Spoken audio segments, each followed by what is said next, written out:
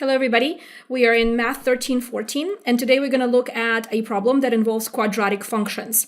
Let's read the problem. Determine whether the given quadratic function has a minimum value or a maximum value. Then find the coordinates of the minimum or a maximum point. And here's the function. F of x equals x squared minus 2x minus 5. Please notice that the first thing we actually need to notice is if indeed we are working with quadratic function. Notice how the highest power of the function is 2. When the highest power is 2, we know that we're dealing with a quadratic function. To determine whether the quadratic function has a minimum or a maximum, the first thing we need to do is we need to look at the leading coefficient a. And if a is greater than 0, your parabola will open up. And when the parabola opens up, notice that you have a minimum point. If a, the leading coefficient, is less than 0, then your parabola will open down. And notice how now you have a maximum point.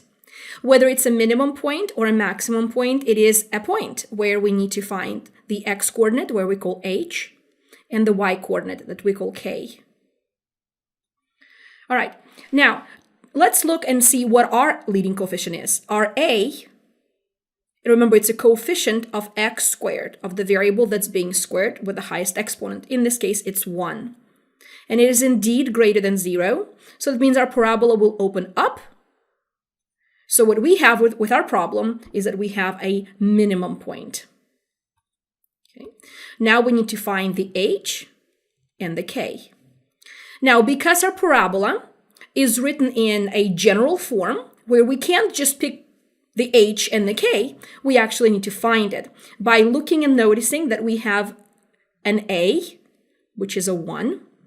The leading coefficient. Now the b, if we go back and look, it's a negative 2. And a c, which is a negative 5. Okay.